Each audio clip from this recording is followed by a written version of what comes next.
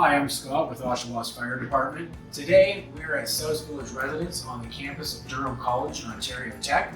We're going to take a look at a standard residence room. Why don't you come on in and join us? Alright, so we're here inside of the standard residence room. What we have is 2 bedrooms and a bathroom, and a small kitchenette. What you'll see here on the ceiling is a small sprinkler head. This sprinkler head is designed to activate upon the rise in the temperature to break these bulbs. You may see it in the video or not, but there's a small glass bulb, and that is why there's a little sign beside it that says do not hang anything off of it, because if damaged, you're going to get a lot of water pouring out and it is not going to stop. So never hang anything on a sprinkler head. You don't ever want to damage those, okay? Over here, we have your smoke and carbon monoxide alarm.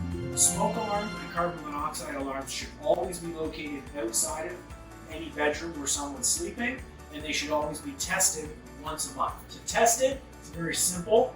You can check with your residence manager to see who's responsible. If it is you, there is a test button on it. You just press and hold, and you'll hear it activate a short time after. It'll beep. That is your smoke alarm beep. And we'll listen for carbon monoxide. That's the beep of the carbon monoxide. So we're here at the kitchenette. The first thing that you may notice is there is no stove or cooktop. In a lot of student accommodations, you won't have an oven or a cooktop. In some you may, and in those ones that you do have an oven or a cooktop, make sure that you are clear of any combustibles. You don't want anything close to an ignition source like a cooktop. In this kitchenette, what we do have is a kettle. This kettle has an automatic on and off function, so once it boils, it will shut itself off. Always something to look for when you're purchasing an electronic appliance, is something with a built-in breaker like that. We do have our microwave. Even though we don't think of a microwave as being much of a cooking appliance, when you are cooking something like popcorn or otherwise, you still do want to be in the general vicinity of the cooking. You don't want to leave it unattended, because even popcorn inside of a microwave can start a small fire. And once a fire does start, these things are all plastic, wood, we can have fire spread very easily. So never, ever, under any circumstance, leave your cooking unattended. The bedroom of our residence room, this is where we're going to have the majority of our electronics, televisions, computers, workstations, gaming stations, all of that fun stuff. If you need more access to outlets, it's always encouraged to use a power bar with a built-in breaker. Never use an extension cord as a form of permanent wiring.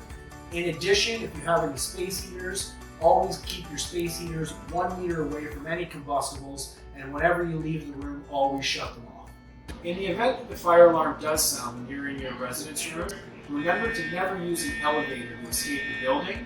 And when you come outside of your room, you'll always have 2 paths of egress travel to an exit.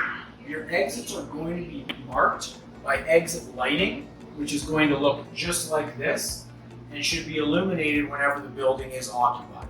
Additionally, you're going to have emergency lighting that will also light your egress pathway.